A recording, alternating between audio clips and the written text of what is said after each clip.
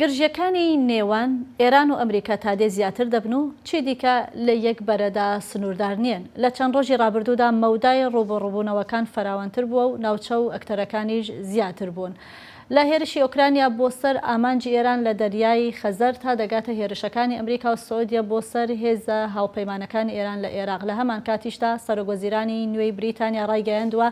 ڕێگە بە ئەمریکا دەدا کە بنکەی خۆی لەو وڵاتە دژی ئێران بەکاربهێنێ. لەم دۆخەدا ئەم پرسیارە دێتە ئاراوە کە ئایا کۆماری ئیسلامی بە پشتبەستن بە هێزە هاوپەیمانەکانی لەوانە حوسیەکان و حەشتی شابی ئایا هێشتا دەتوانێت بەردەوام بێت لە ڕوبەڕووبوونەوە یان ئەم ئیستراتیژیە ئیستا بووەتە هۆی فراوانبوونی بەرەکانی شەڕ لە دژی ئەو وڵاتە. دکتۆر لەیلا مرۆتی پسپۆڕی زانستە سیاسیەکان و شارەزا لە کاروباری ئێران لە فینلاندەوە لەگەڵمانە بۆ گفتوگۆ لەسەر ئەم بابەتە. دکتۆر مرۆتی سپاس بۆ ئامادەبوونت لەم گفتوگۆیە. ئایا دەتوانیت پێمان بڵێ بەرەیەکی فراوانتر لە دژی ئێران خەریکە پێک دێت و ئێران کەوتوەتە دۆخێکی قورستر لە جاران؟ سلااو لە ئێوە بە سلااو لە بینەرانی بەڕێزی ئێوە. لە ڕاستیدا ئەو دارودۆخی کە ئیسە کۆماری ئیسلامی تووشی بووە بەخشێکی زۆری دەگەڕێتەوە بۆ هەڵس و کەوت و ئەو ڕفتارانەی کە خودی کۆماری ئیسلامی بوویەتی لە ناوچەکەەوە خارج لە ناوچەکە بۆ نمونە ئەرسانەکەم لە ساڵی 2022 کاتێک کە شەڕی ئۆکراین و رووسیا شروع بوو کۆماری ئیسلامی هەر ئەو کات کۆمەکی لۆجستیکی بە کۆمەکی پەهبادی تەنانەت لیباسی نظامی بۆ دەوڵەتی رووسی ئەنەرد کە زۆر باعثی ئێعترازی دەوڵەتی ئۆکراین بوو. ئەو شتە باعث بوو کە دەوڵەتی ئۆکراین ئێعتراز کاوە. ئەو شتە بەردەوام بوو. ئەمە فقط بۆ ئۆکراین نەماوە بەڵکو لە مەسئلەی ئەتوانم بڵێم تەنگەی هۆرموزیشا بە شێوەیەکی کە ئەو شتە تێکرار بووە بەتایبەت ئەو کۆمەکانی کە کۆماری ئیسلامی بە حوسیەکانی یەمەنی کرد لە شەڕیان لەگەڵ دەوڵەتی قانونی یەمەنی جنوبی و هەروە ئەو کۆمەکەی کە کردی دژ بە دەوڵەتی عەرەبستان یعنی کۆمەکی حوسیەکانی لە شمالی یەمەن کرد. هەمووی ئەوانە باعث بوو کە کۆماری ئیسلامی مجموعەیەک دوشمن بۆ خۆ لە ناوچەکەەوە بە زۆرتر لە ناوچەکەش پەیدا بکە. ئیسا ئەو بارودۆخی کە هەمووی کە کۆبووەتۆ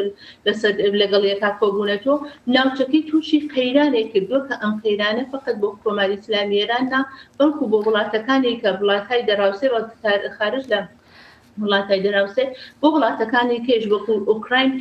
کێشەی دروست کردووە. بۆیە ئەبینین هەرکام لە وڵاتانە بەپێی ئەو بەرژەوەندەی کە هەیەە بەپێی ئەو توانایی کە هەیەە جوابی کۆماری ئیسلامی ئانۆ و ئێمە شەڕە و تەنەشەکە کەمکە خەریکا بینین دێتە سەر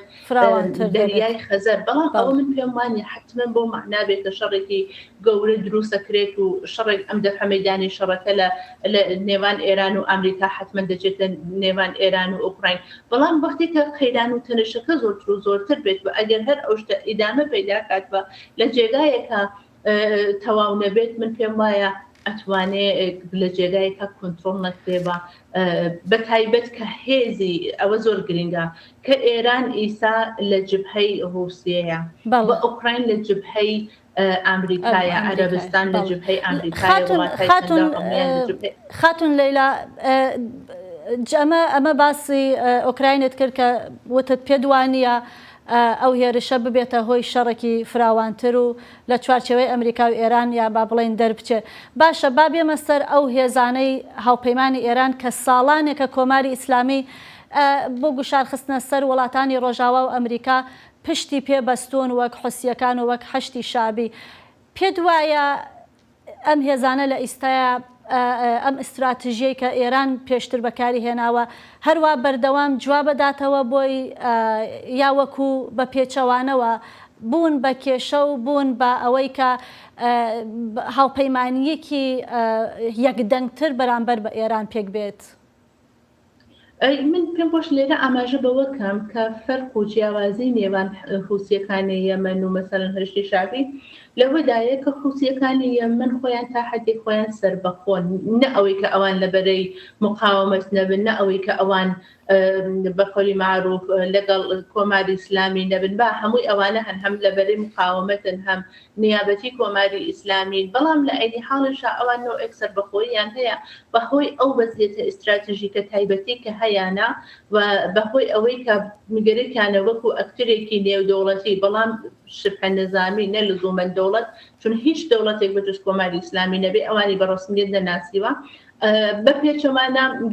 گروپی هەشتی شعبی و ئەوانەیە کە لەگەڵ هەشتی شعبین چون فقط گروپی هەشتی شعبین دەها گروپن کە بەشێکیان لە ژێر مەجموعەی هەشتی شعبیان و بەشێکیشیان بەشێک لە میلیشیا شیعەکانی عێراقن کە ئەمانە لەگەڵ کۆماری ئیسلامیە هاوکاریەکەن لە عینی حاڵکە هاوکاریەکەن ئەمانە بخۆیان بەشێکی زۆر لەمانەوەیان لەباری ئیدۆلۆژیک بە تایبەت بەخشێکیش هەتا لە چەک و ئەسلحەیان بابەستە بە کۆماری ئیسلامیە خب ئەم شەڕی نێوان ئێران و ئەمریکا باعث بکە ئەمان بێنە ناو مەیدان هەرچەند معلوم نەبوو کە تا چ ئەنازێک دێن بەڵام ئەو شتێکە ئەم لەم دیکیلۆژی پێش و پێشاکە تایبەت دوایەوە کە حملە کراوە سەر ئوردن و ئەمریکاش حملەی کرد بە ئەمریکا و عەرەبستان حملەیان کردەتە سەر هەشتی شعبی لە عێراق کە ئیمڕۆ پێشاتوە نیشانی داد کە شەڕ و قەیرانەکە خەریک گەورەتر و گەورەترە بێتوانی بەڕاستی ئیتر لە ناوخودی ئێران یعنی ئەو نائەمنیە ئەو تهدید و هەڕەشەی کە ئێران بۆ ناوچەکە بووی خەریکە ئەچێتە ئەڕواتە دەرەوە زۆرترە بێت و بۆیە دەوڵەتی قانونی عێراق و ئیمڕۆ دەوڵەتی ئەمریکا بە شێوەیەک بۆیان گرینگە کە هەم ئەو گروپە چەکدارانە چەکیان لێ بستێنن قدرەتی ئێران کەمۆکەنەوە بە دەوڵەتی ئێران تا حدێکی زۆر کۆنتترۆلکەن بەڵام چەندێک ئەو شتە پێشتێت بە چەندێک ئایا ئەتوانن بە گوشاری اقتصادی بە گوشاری ئابووری بە حملەی نظامیە بە دیپلۆماسیە هاوکات هەمووی من پێم وایە لە هەمووی ئیسفادە دەکەن باشە ئەگەر بە خێرایی وەڵامیان پرسیارم بیتەوە دکتۆرگیان پێم بڵێ ئەگەر ئەم گرژیانە بەردەوام بێ ئێران تا چەند دەتوانێت هەر ئاوا بەردەوام بێ لە دروستکردنی ئالۆزی و مەترسی بۆ سەر وڵاتەکانی ناوچە و هەروەها ئەمریکاش من پێم وایە بەشێکی زۆر ئەگەڕێت جوابەکە ئەگەڕێت بۆ ئەوەی کە